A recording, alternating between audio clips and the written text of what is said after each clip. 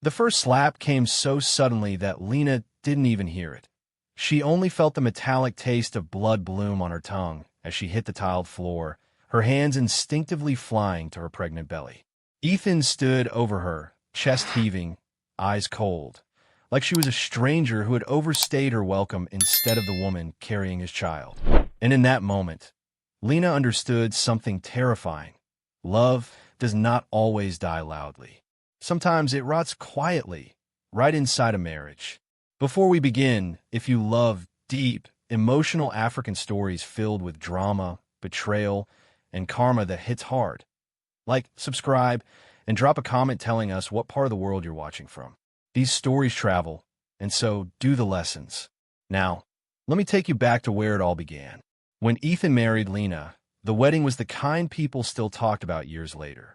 It took place in a sun-washed coastal city where palm trees swayed like quiet witnesses and the air smelled of salt and celebration. The guests wore expensive lace and flowing agbatas, laughter spilling over like champagne. Ethan stood tall in his tailored suit, smiling confidently, while Lena, radiant, graceful, and glowing, walked toward him in a gown that made people sigh. To outsiders, they were the perfect couple. Lena was admired everywhere she went. She had a high-paying corporate job with an international firm, sharp mind, sharp tongue, and an even sharper work ethic. She was the kind of woman who didn't just enter rooms. She changed their temperature. Men respected her. Women admired her. And Ethan liked being the man who won her.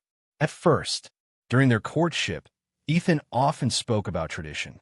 A wife should rest, he would say, swirling wine in his glass.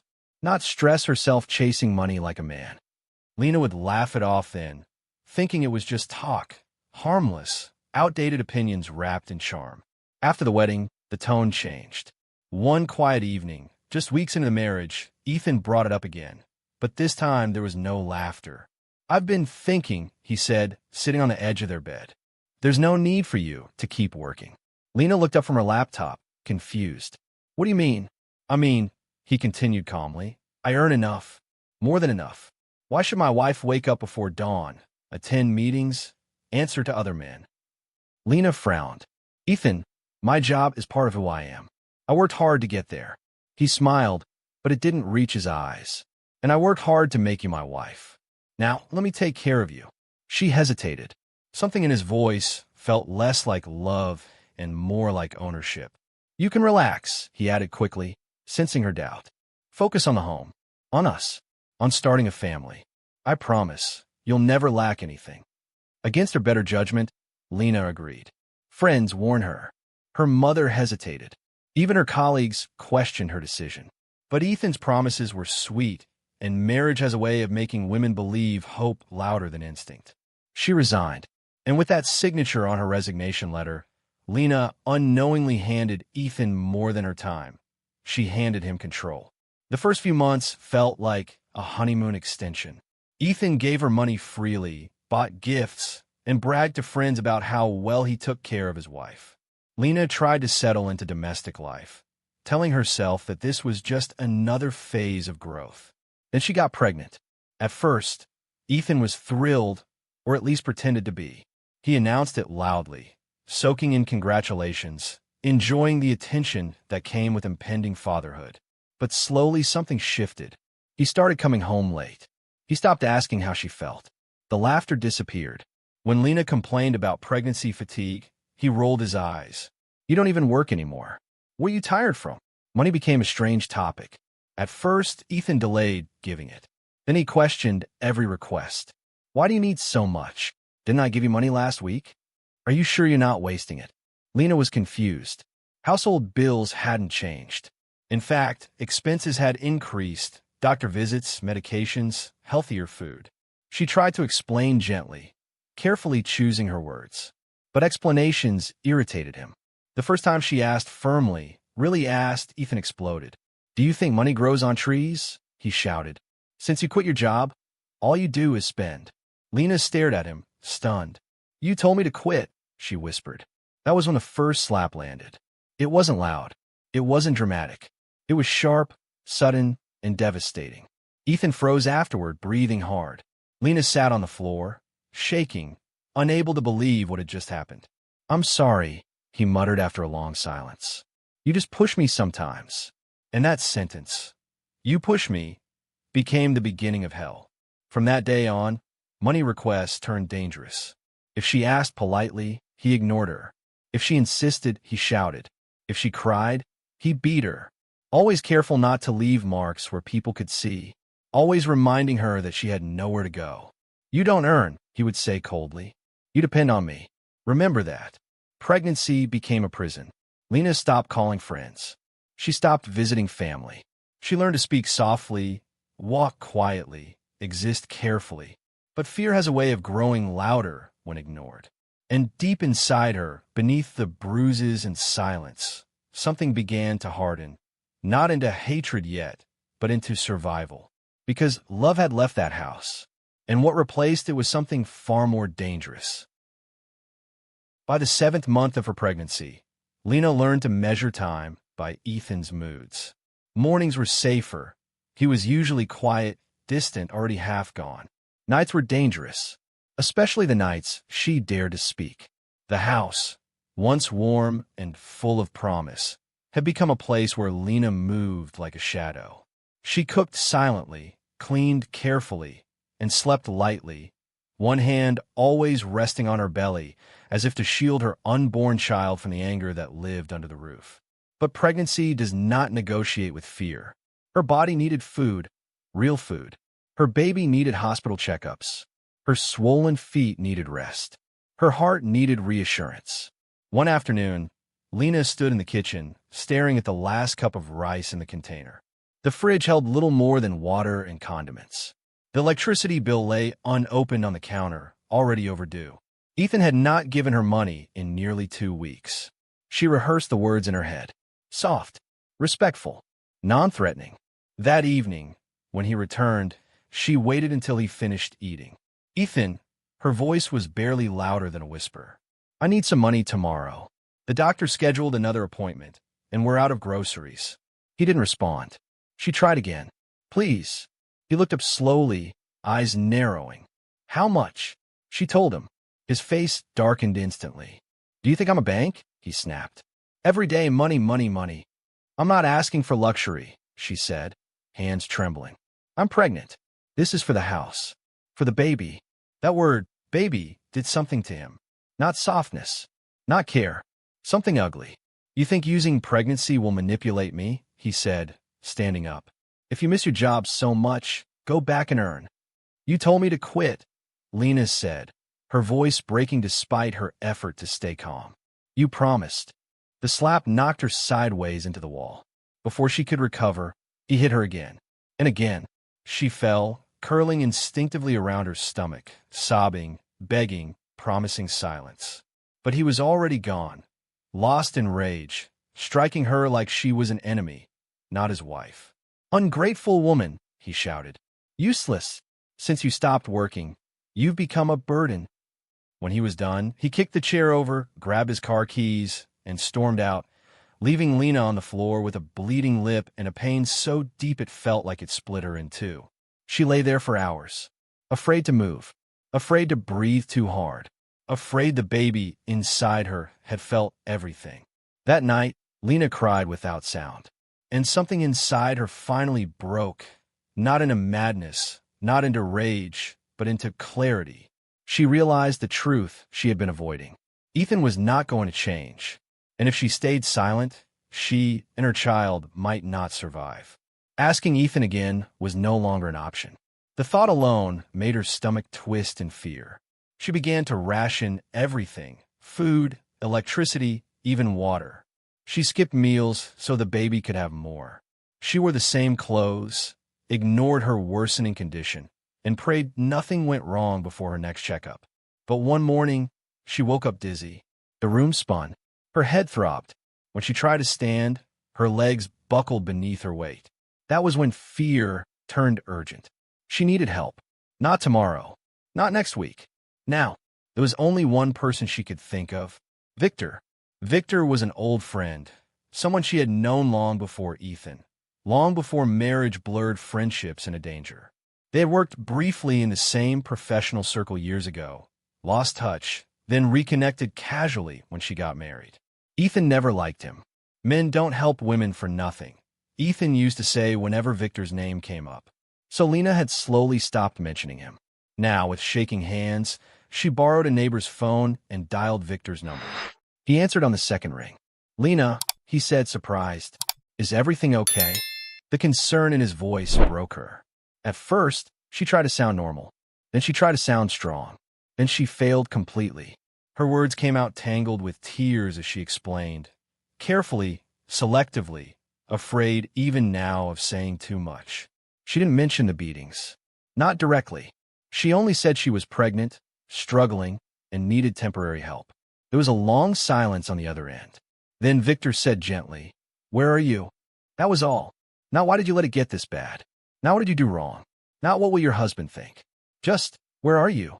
Victor came the next day. He didn't enter the house. He waited outside, respectful, cautious. When Lena stepped out to meet him, wearing long sleeves despite the heat, he noticed her swollen lip and the way she flinched at sudden sounds. He didn't ask questions. He handed her an envelope. "This is not a loan you need to stress about," he said. "It's help. You and your child deserve care." Lena burst into tears right there on the dusty roadside. "I'll pay you back," she sobbed. "Every cent." Victor shook his head. "Focus on staying healthy. That's all I ask." She used the money carefully.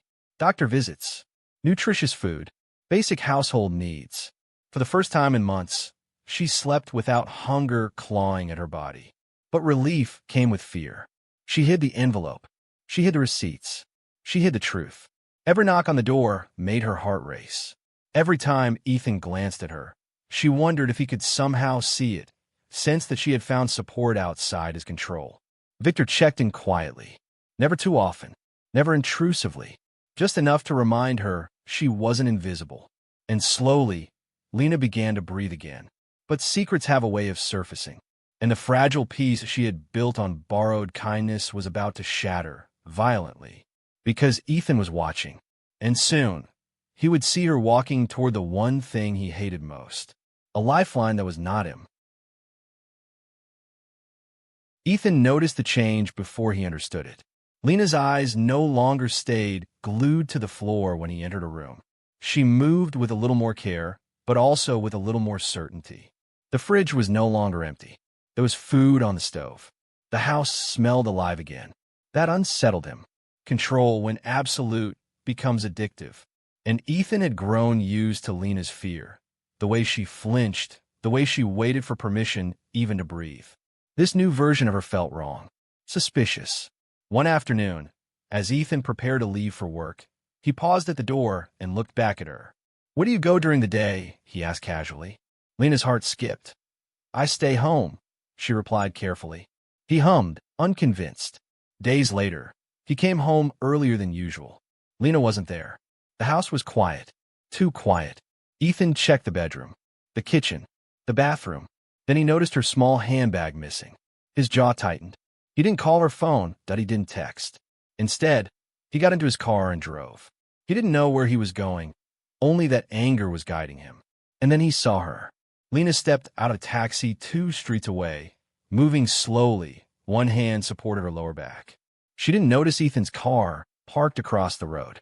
She adjusted her scarf, took a breath, and walked toward a familiar gate. Victor's gate. Ethan's vision went red. He watched as the gate opened and Lena stepped inside. The gate closed behind her. That was all he needed. In his mind, the story wrote itself, quick, ugly, and final. So this is it. This is why she suddenly has food. This is why she no longer begs. Betrayal tasted bitter in his mouth, but beneath it was something darker, wounded pride. How dare she? How dare a woman he rescued find comfort elsewhere? Ethan didn't wait. He sped home, parked roughly, and paced the living room like a caged animal. By the time Lena returned that evening, his anger had fermented into something lethal. The moment she walked through the door, he struck. She didn't even have time to speak. "Where were you?" he roared. Lena stumbled back, shocked. "Ethan, please." "Who is he?" Another slap. "How long has it been going on?" "I wasn't cheating," she cried. "Please listen to me." He grabbed her hair and dragged her across the room.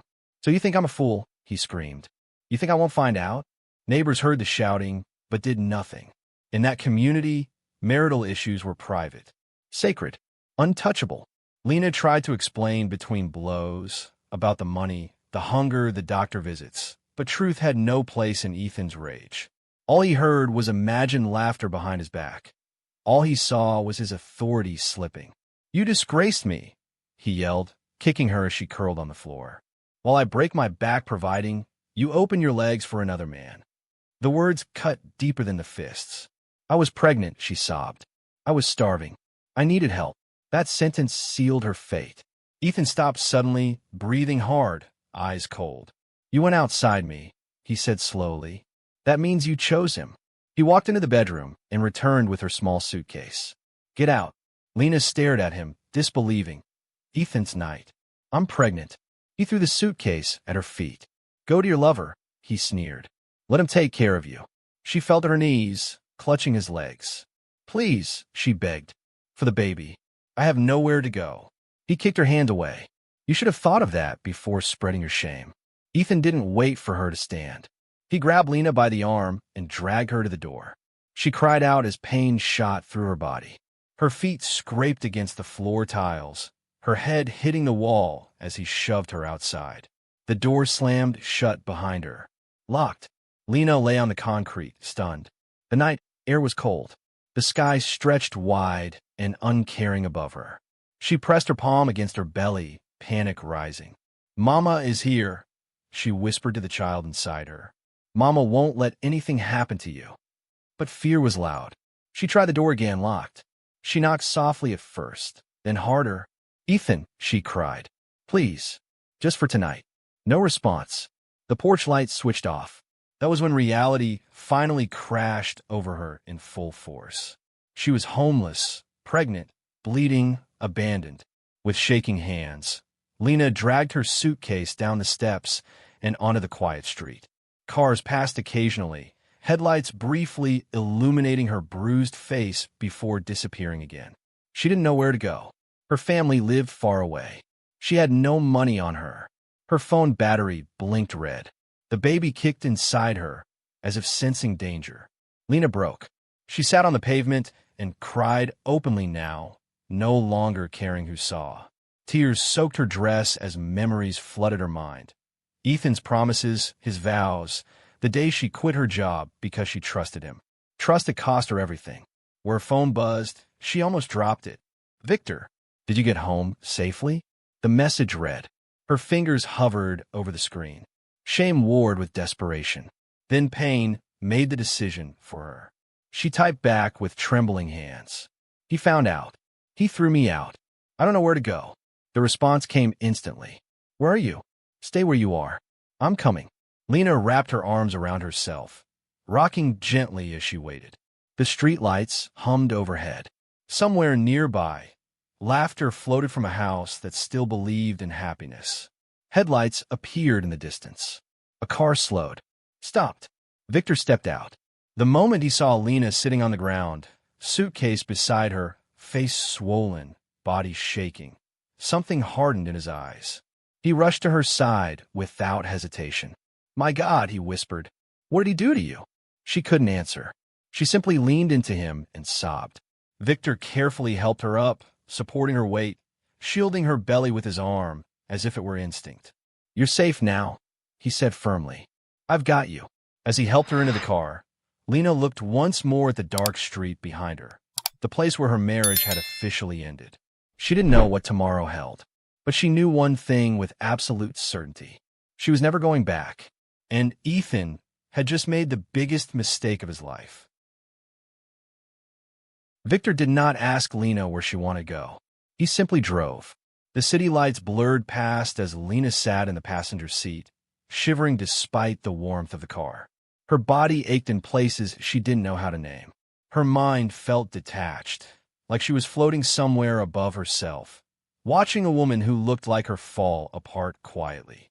Victor glanced at her from time to time, his jaw tight, his hands steady on the steering wheel. "You don't have to explain anything tonight," he said softly. "We'll talk when you're ready." That sentence alone made her cry again. They arrived at his house, a modest but well-kept home in a quiet neighborhood. Nothing flashy, nothing intimidating, just safe. Victor helped her inside, sat her down, and brought water. Then food, real food, warm food. She ate slowly, cautiously, like someone who had learned not to trust abundance. Victor watched her without staring, giving her dignity where she had been stripped of it. That night, Lena slept in a guest room. For the first time in months, she slept without fear. No footsteps approaching, no keys rattling, no voice raised in anger. Just silence, healing silence. The next morning, Victor insisted on taking her to the hospital. The doctor examined her carefully, asking questions that made Lena's throat tighten. Victor stayed outside the room, respecting her privacy, but when the doctor came out with concern etched on her face, he stood straighter. She's been under extreme stress, the doctor said, physically and emotionally. But the baby is strong. Lena cried again, this time in relief. From that day on, Victor became a wall. He did not rush her, that he did not demand gratitude, that he did not cross boundaries. He simply showed up. He arranged prenatal care, that he ensured she ate properly, that he gave her space when she needed silence and conversation when she needed grounding. Sometimes Lena would wake up in the middle of the night, gasping, memories crashing in without warning. Victor would hear her from the hallway and sit outside the door, speaking calmly until her breathing slowed. "I'm here," he would say. "You're not alone." Months passed. Lena's body healed faster than her mind, but with every appointment, every kick from the baby, something inside her reconnected with life. When labor finally came, it came fast and fierce. Victor drove her to the hospital at dawn, his hands steady even as Lena screamed in pain. He held her hand when she asked him to, looked away when she needed privacy, stayed when everyone else had left. After hours of struggle, tears, and exhaustion, the cry of a newborn filled the room. A girl, tiny, loud, alive. Lena held her daughter against her chest, tears streaming freely now, tears that carried grief, relief, and gratitude all at once. "Maya," she whispered. "Your name is Maya." Victor stood a few steps back, emotion written openly across his face. "She's beautiful," he said. Lena looked at him, then truly looked at him, and realized something profound. This man had no obligation to her. No blood tie, no marriage vow. Yet he had done everything Ethan never did. Victor did not claim ownership, he claimed responsibility. As weeks turned into months, Lena and Maya settled into a rhythm of healing. Victor never forced himself into the role of father, but life has a way of assigning titles through action. He attended school meetings when the time came. He learned how to calm Maya when she cried. He celebrated Lena's small victories, her return to work, her regained confidence, her laughter returning slowly, genuinely. People began to assume.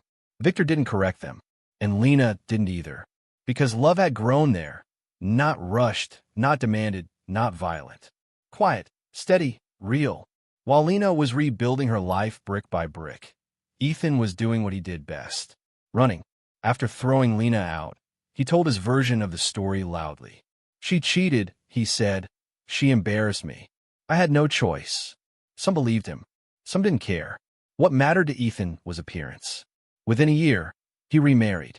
This time, he chose carefully. Not love, not partnership, but money. His new wife came from a wealthy family, and Ethan played the devoted husband with expert precision. Public smiles, social media posts, business connections. For a while it worked. Money flowed in. New ventures launched. Ethan felt invincible again. But the thing about men like Ethan is this. They mistake control for competence. Behind the scenes, cracks formed quickly. He borrowed recklessly. He trusted poorly. He spent lavishly to maintain an image that no longer matched reality. Deals fell through. Investors pulled out. Debt stacked quietly, dangerously. His new wife noticed. She noticed the lies, the excuses, the late nights filled with frustration instead of ambition. Arguments replaced affection. "Where's the money going?" she asked one night. Ethan snapped. "You wouldn't understand." That sentence marked the beginning of the end. Business after business collapsed. Properties were sold. Cars disappeared. Friends stopped calling. The woman who had married him for status watched as the status evaporated. And she did what Ethan had once done to Lena. She left. No drama. No begging. Just a lawyer's letter and silence. Ethan found himself alone in a small apartment, surrounded by reminders of a life he could no longer afford. Years passed. 12 of them. Time did not soften him. It exposed him. He aged poorly, bitterness settling into his face, regret disguised as resentment. He blamed everyone but himself. Women. Fate. Bad luck. Never his hands. Never his choices. He never looked for Lena. Part of him was afraid of what he might find. Another part was convinced she had failed without him. He told himself that often, until the night that would rip that lie apart completely. But that reckoning, that moment of truth, had not yet arrived. The charity gala was everything Ethan hated and desired at the same time. Crystal chandeliers hung like frozen stars from the ceiling. Men in tailored suits and women dripping in diamonds moved effortlessly across the marble floor, laughing softly, clinking glasses filled with champagne that cost more than Ethan's monthly rent. He didn't belong there, but he had talked his way in. A former acquaintance had invited him out of pity, mistaking his bitterness for quiet humility. Ethan arrived late, already half drunk, wearing a suit that fit just well enough to hide how far he had fallen. He scanned the room the way hungry men do, looking for opportunity, relevance, recognition. Then he saw her, at a VIP table near the stage, surrounded by quiet admiration, sat Lena. Not the broken woman he remembered, not the silent, frightened shadow he had thrown out. This Lena sat upright, composed, dressed in understated elegance. Confidence rested on her shoulders like a crown she no longer needed to announce. Beside her sat Victor, calm, polished, powerful in the way men become when they have nothing left to prove. Between them sat a girl, about 12 years old. Her skin glowed under the soft lights. Her posture was graceful, her eyes alert and intelligent. She laughed easily, leaning toward Victor as she spoke, then turning to Lena with warmth and ease. Ethan's breath caught in his throat. The math hit him like a punch. 12 years. The girl's face, those eyes, that familiar curve of the mouth. There was no denying it. Maya, his daughter. The realization staggered him. He gripped the edge of a nearby table, his drink sloshing dangerously close to spilling. She lived, they lived. And not only that, they thrived. The world tilted. Ethan drank more, and with every sip, the bitterness rose higher than the alcohol. How dare she? How dare Lena succeed without him? How dare another man sit in his place, laugh with his child, live the life that should have been his? When the charity host announced a brief intermission, Ethan saw his opening. He walked toward their table, his steps unsteady but determined, fueled by jealousy, regret, and years of unprocessed rage. People noticed the tension immediately. Victor looked up first. His eyes hardened, not in surprise, but recognition. Lena followed his gaze and froze. For a split second, the past tried to reach for her. Then she breathed and stayed seated. Ethan laughed harshly, loud enough to draw attention. Well, he slurred. Look who life decided to reward. Lena said nothing. Victor stood slightly protective but controlled. Ethan ignored him. So this is where you ended up? Ethan sneered. Playing rich with another man's money? A hush fell around them. Maya looked up, confused but calm. Ethan, Lena said quietly, this is not the place. Oh, it's the perfect place, he snapped. Everyone should see what kind of woman you are. Victor stepped forward. You should leave. Ethan turned on him, eyes bloodshot. And who are you supposed to be? The hero? The fool raising another man's child? That was when Ethan looked directly at Maya and smiled cruelly. Do you even know who your real father is? He asked, voice dripping with contempt. The room froze. Maya stood. She didn't rush. She didn't shake. She didn't look at Lena for permission. She faced Ethan with a calm, so complete it silenced the entire room. "Yes," she said clearly. "I know exactly who my real father is." Ethan laughed. "Oh, really? And who told you?" Maya turned slightly and placed her hand on Victor's arm. "He did," she said, "by showing up." A murmur rippled through the guests. Maya continued, her voice steady but firm, stronger than anyone expected from a child her age. "My real father is the man who made sure my mother ate when she was hungry, the man who held her hand when she was scared, the man who sat through my school meetings, helped me with homework, and taught me what kindness looks like." She looked Ethan directly in the eye now. "You don't get to be called a father just because of biology." Silence swallowed the room whole. Ethan's smile faltered. "That man," Maya said, nodding toward Victor, "protected us, loved us, stayed." She paused. "You didn't." The words were simple. They were devastating. Ethan felt something crack inside him, something that had survived bankruptcy, divorce, and loneliness. His mouth opened, but nothing came out. Lena finally stood. She didn't shout. She didn't insult him. She didn't even look angry. She looked free. "You made your choices, Ethan," she said softly, "and you made them loudly. This," she gestured gently to her life, to her daughter, to Victor, "is the result of someone else choosing better." Victor placed a hand on Maya's shoulder, pride unmistakable in his eyes. Ethan looked around. No one was on his side. Not the room, not the past, not even the future he once imagined. Security approached quietly, respectfully. "Sir," one of them said, "we'll have to ask you to leave." Ethan didn't resist.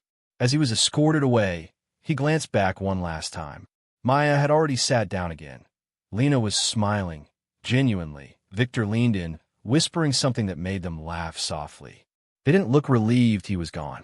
They looked unaffected. That was the final punishment. Not anger, not revenge, irrelevance. Outside, the night air felt colder than it should have.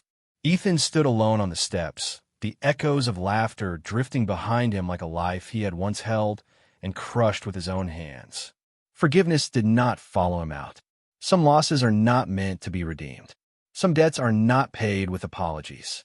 And some men don't lose everything at once. They lose it choice by choice, until there is nothing left but the weight of what they destroyed.